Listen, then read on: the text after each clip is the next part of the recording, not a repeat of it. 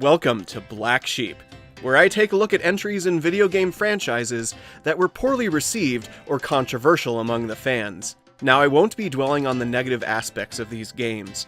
Instead, I'll be looking in detail at things I like about the games, whether it was the story, gameplay, music, or anything else it contained, and see if they're really deserving of the infamy that they have.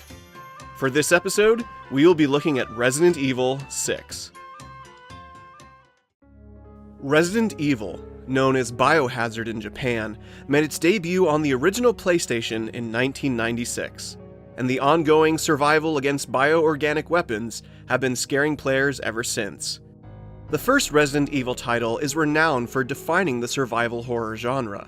The game had players trek through a mansion that was filled with zombies and other monstrosities, and they had to keep track of limited ammunition, healing materials, and solve the occasional puzzle. The game was a massive success, and was followed up with 2 more titles on the PS1 before the series made the jump to newer consoles with Resident Evil Code Veronica. Over the years, the series, while still being fairly successful, was beginning to lose traction with the fan base, and so Capcom, along with series director Shinji Mikami, reinvented the franchise with Resident Evil 4 in early 2005. Resident Evil 4 drastically changed many of the series' conventions, and the gameplay paved the way for future third-person shooters.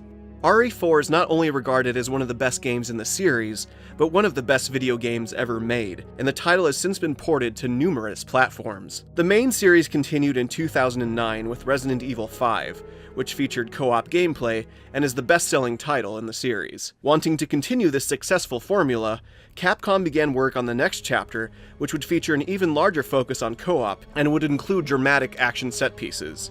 And this game was Resident Evil 6.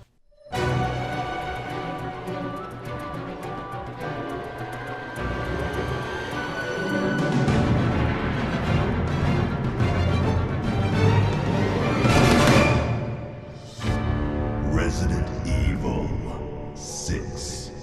Released in the fall of 2012, Resident Evil 6 launched on the PlayStation 3, Xbox 360, and PC. Unlike RE4 and 5, Resident Evil 6 had multiple storylines to play through, similar to the early days of the franchise.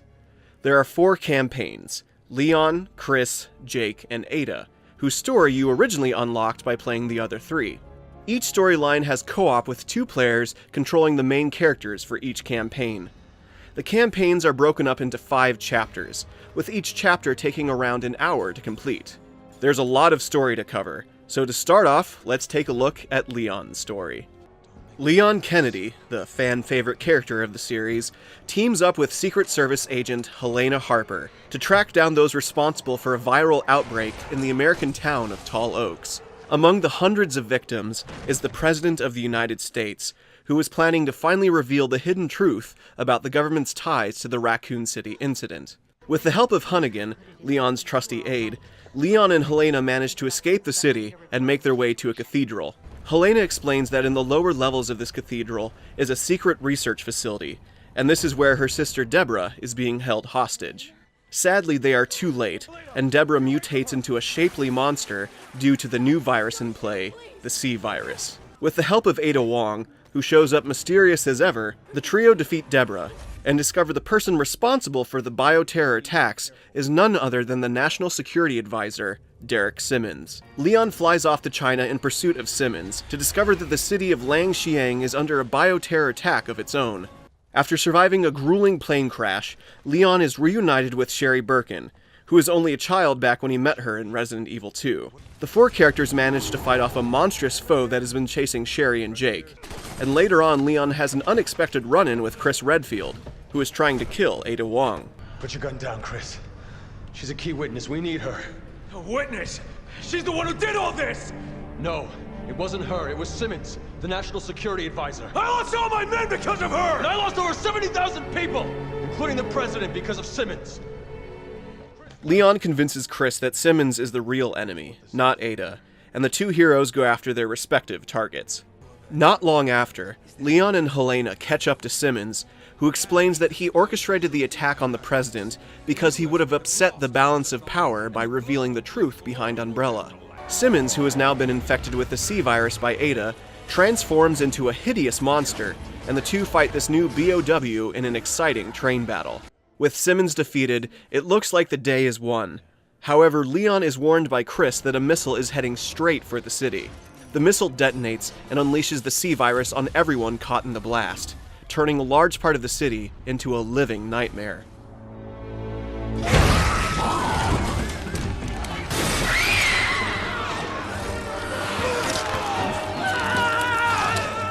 Leon and Helena begin their evacuation of the city, but as they approach their extraction point, they are stopped by Simmons, who is not only still alive, but is now transformed into a dinosaur-like BOW.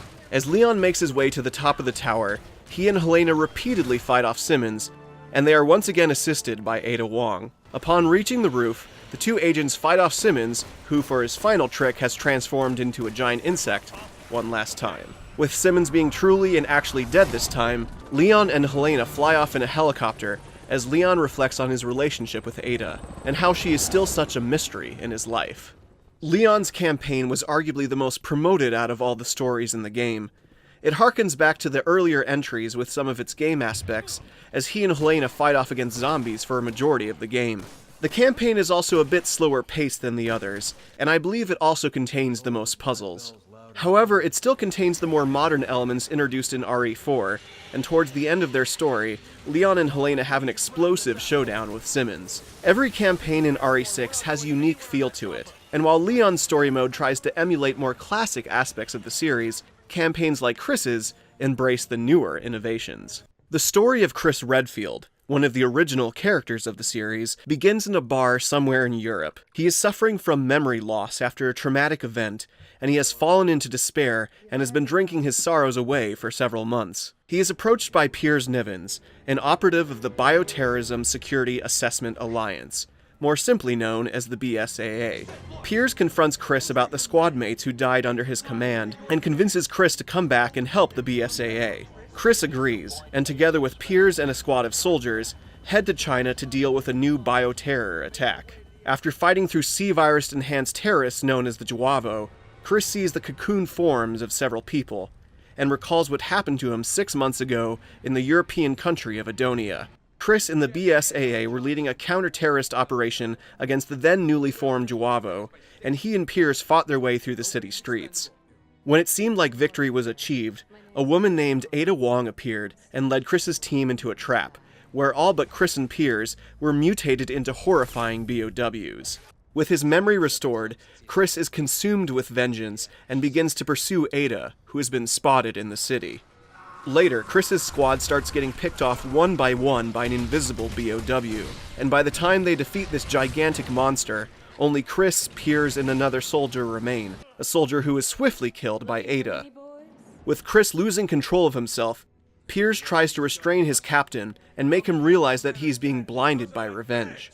In pursuit of Ada Wong, Chris runs into Leon, and after their meeting, continues chasing the elusive woman. The chase leads to an aircraft carrier, where Chris and Piers finally corner Ada, where she informs them that a missile targeting the city is prepared for launch. But before Chris can take her in, she is killed by Simmons' forces. Chris and Piers use a nearby jet to disable the missiles from launching, but unfortunately they are unable to stop all of them, and one breaks through to the city. After seeing the devastation from above, Chris is informed by Leon that Jake Mueller, the man who is with Sherry Birkin, is the key to stopping the C-virus. The two soldiers fly off to an underwater facility where Jake and Sherry are being held, and upon freeing them, discover Ada and her organization Neo Umbrella's true plan, to unleash a massive BOW known as House, which will infect the entire planet.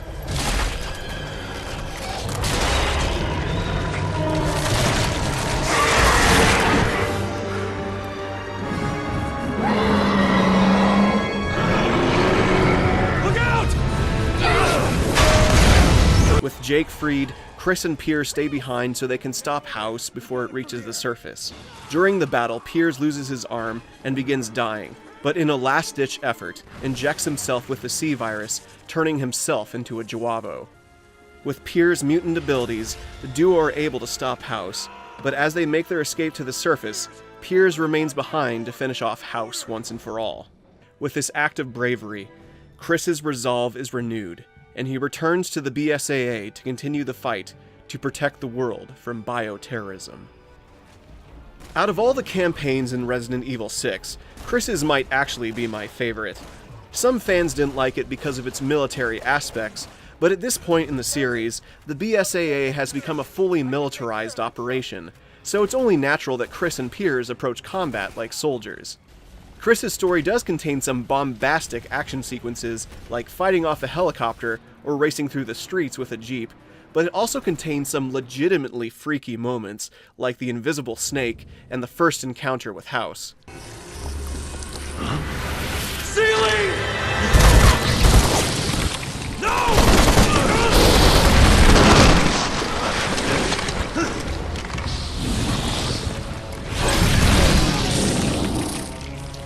About time you showed your ugly face. I personally felt that Chris's story had a nice blend of action and horror, and fighting against the Juavo is pretty dynamic, as their bodies can mutate in a variety of ways. Jake's story also has you square off against Juavo, but his campaign has an even more notable enemy, the Ustanak. Jake Mueller, one of the new characters introduced in this game, is living the life of a mercenary in Edonia. He and his troop have recently obtained a performance-enhancing drug, but it seems to have no effect on Jake. Unfortunately, it is very effective on the rest of the mercenaries, as they are changed into Juavo. Sherry Birkin, who is now working for the US government, has been tasked with bringing Jake back with her, as his blood has antibodies for the C-virus. Jake agrees, but says he wants to be amply rewarded for his cooperation. As Jake and Sherry flee Edonia, they are pursued by a hulking figure known as the Ustanak, who is after Jake and won't let anything stand in his way. Afterwards, the duo meet up with Chris, Piers, and other members of the BSAA as they escape via helicopter. The Ustanak doesn't let this stop him though, and the helicopter crashes into a snowy mountainside. Throughout the night, Jake continues making his way to the extraction point, all the while avoiding the Ustanak, but eventually the beast catches up with him, and they are captured by Ada and Neo Umbrella. Several months later, Jake and Sherry are being held captive at Neo Umbrella's research facility in China, and the organization has used Jake's unique blood to strengthen the virus. An opportunity to escape arises, and the two characters seize it. As they are making their way out of the facility, Jake tells Sherry that he has discovered that his father was Albert Wesker, one of the main antagonists of the Resident Evil series. With this new knowledge, Jake is determined to prove that he isn't his father, and wants to help save the world. Sherry and Jake enter the city proper via a motorcycle, and fight their way through numerous Juavo and other BOWs. Sherry is reunited with Leon, but this Raccoon City reunion is cut short by the Ustanak, who once again rears his ugly head. As the battle concludes, Sherry's faith in her supervisor, Simmons, is shaken, as Leon tells her that he is responsible for the viral outbreak in Tall Oaks. Sherry confronts Simmons with this information, and he then confirms it. Jake and Sherry run away from Simmons, but they are quickly captured by some of Ada Wong's men. Waking up in an underwater facility, Jake and Sherry are rescued by Chris and Piers, and the four begin to leave the facility. Before they can escape, however, the House BOW appears, and Chris and Piers remain behind to stop it. As Jake makes his way to the exit, they are stopped yet again by the Ustanak, and Jake and Sherry decide that they are tired of running and begin their final battle with the Ustanak. With the Ustanak taking a dip into a pool of magma, it would seem that the unstoppable force has finally been defeated, but the monster makes one last attempt to kill Jake and Sherry in a high-speed transport tunnel. Working together, Jake and Sherry fire off a well-placed magnum shot to the Ustanak's heart, at last ending his relentless pursuit. Now that they are free, Jake and Sherry can help with the antidote to the C-virus, and Jake tells Sherry that she has not only saved the planet, but she has saved him. Jake's campaign is very reminiscent of Resident Evil 3 Nemesis, where the player character is being pursued all throughout the game by a seemingly unstoppable monster, and the Ustanak is undoubtedly one of the most memorable parts of Resident Evil 6.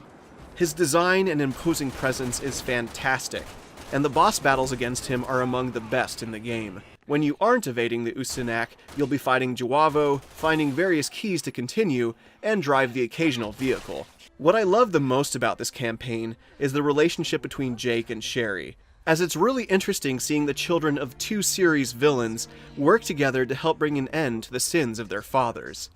My dad was a scientist. He was working on BOWs when I was exposed.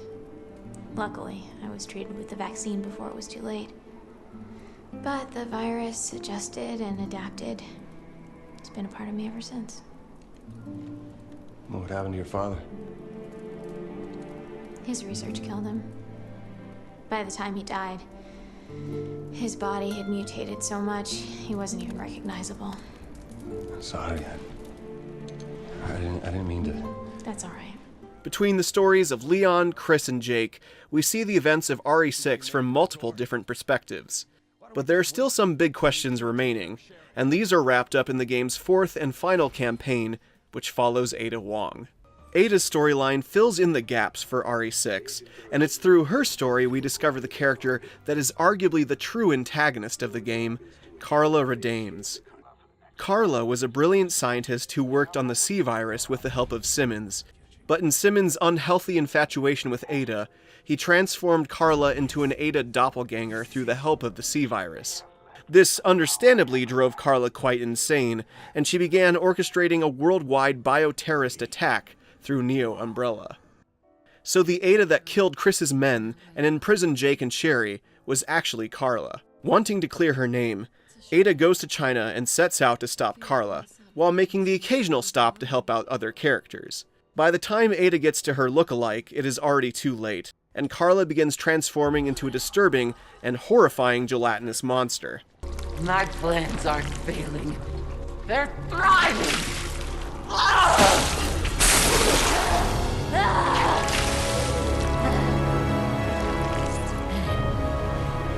And soon, this frail shell of a society will collapse!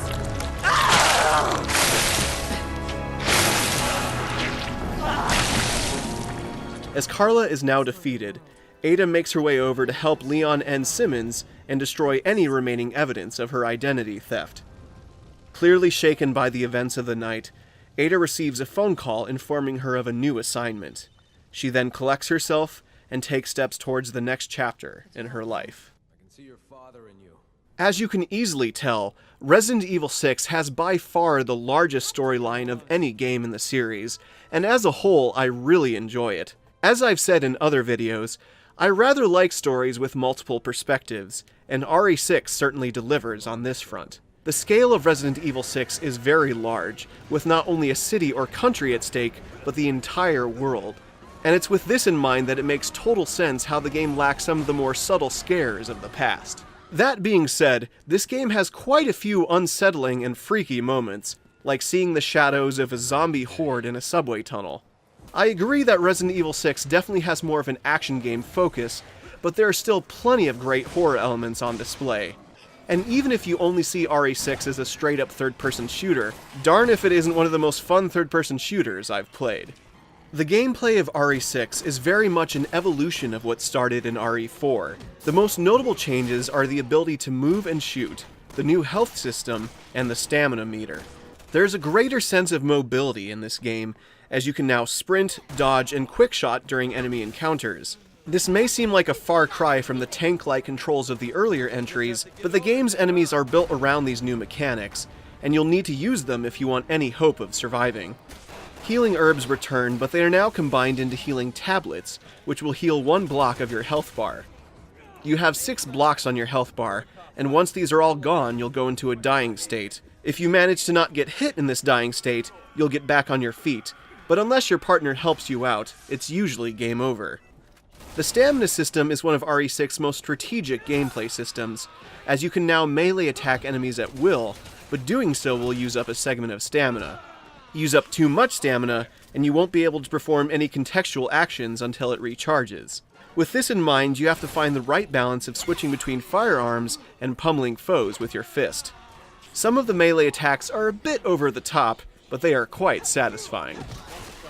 Most of the time, however, you'll be fighting BOWs with guns, and the weapons of RE6 all have a nice kick to them. Much like the 2 previous games, the ammo in RE6 is plentiful enough to help you get through encounters, but you still have to be smart with your ammunition. Using ammo recklessly can make certain enemies really hard to deal with. So like any survival horror game, you'll want to save your best weapons for harder enemies and boss fights. Speaking of boss fights, Resident Evil 6 has some of the most intense and nail-bitingly awesome bosses in the series. There's the aforementioned Ustanak, who mixes up each fight with different arm attachments, and there's some other great fights in the form of House and the Invisible Snake BOW. One of the coolest, not to mention the creepiest, fights is in Ada's story, where you fight the disgusting, monstrous form of Carla. Actually, the final boss battle of Resident Evil 7 is eerily similar to the fight against Carla in Resident Evil 6, but of the two games, I feel RE6 did this fight better. I hate you! I'll kill you! So big, so emotional. Unlike more recent installments, there's no currency system in RE6. Instead, you obtain skill points, which are used not only to increase weapon power and ammunition, but many other things as well. You can increase a character's defense, make enemies easier to kill, and in my opinion, the most useful of the bunch is Breakout, which makes quick-time events much easier. It's worth mentioning that RE6 has more QTEs than any other game in the series, some of which are rather lengthy. Personally, I like QTEs, as long as they are integrated well with the on-screen action, and for the most part, they are. Still, some of them are very demanding, and the Breakout skill makes things go a bit smoother. Given the choice, I prefer the currency system from past games, but I do like aspects of the skill system in RE6, and it is fun to experiment with different abilities. Another aspect of this game I really like is its visuals. Resident Evil 6 was a very impressive looking game when it came out in 2012, and even today it is a visually fantastic game. The gruesome detail in the monsters, the characters' detailed faces, and the expansive environments are all very well realized. Complementing the visuals is the game's brilliant soundtrack, which I would argue is one of the best in the series. There are so many great atmospheric as well as intense pieces of music in this game. The main theme is superb, and certain boss battles like the Snake are very haunting and unsettling. Like the game itself, the music has a more grand scale to it, and I think it stands as one of the game's strongest points.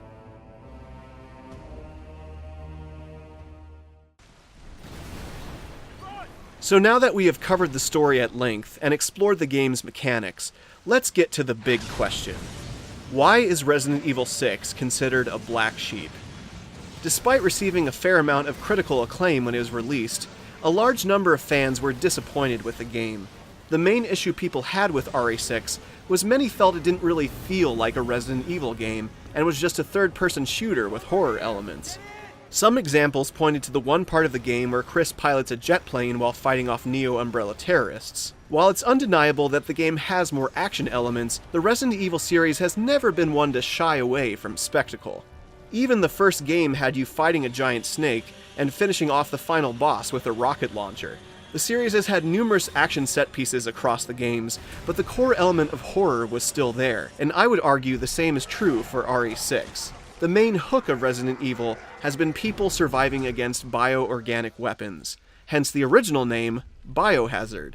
Every game in the franchise has had its own unique aspects about it, and Resident Evil 6 explores this idea of bioterrorism going worldwide, and it's up to you to stop it. As for the jet sequence, I do want to point out that Chris Redfield has been able to pilot planes since the first game, and the sequence itself controls quite well, so it's not like it tarnished the experience at all. In retrospect, it's clear that one of the most beloved games in the series, Resident Evil 4, paved the way for 6. And because of these more modern entries, even more players have been introduced to the Resident Evil franchise. Does RE6 feel like the original games in the series?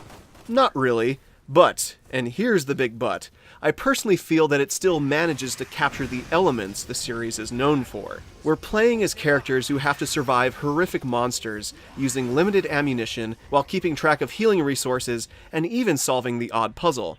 As I've stated before, the game does contain some great scary moments, and I found the story to be a very engrossing continuation of the series. Regardless of whether you enjoyed the game or not, Capcom took the feedback of RE6 to heart, and began working on a way to recapture what people wanted from the series with their next installment. Earlier this year, Capcom released Resident Evil 7 Biohazard. another reinvention of the series, as the game took place entirely in a first-person perspective. Resident Evil 7 achieved great acclaim and is currently one of the best-selling games of 2017, and many people, including myself, absolutely love the newest chapter in the series.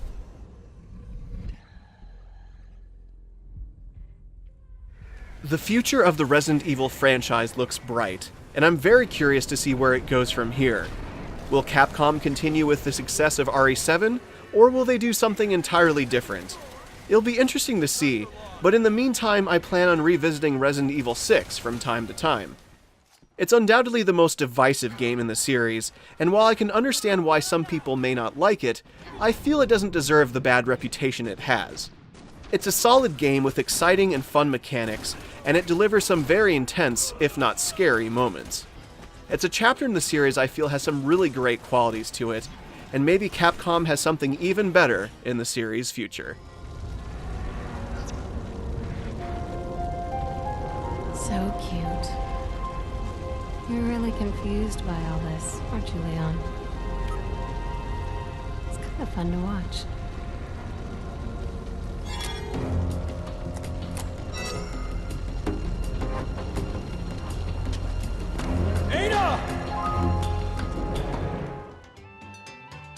Thank you for watching this episode of Black Sheep.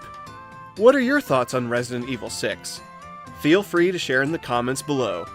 Until next time, keep having great adventures, everyone.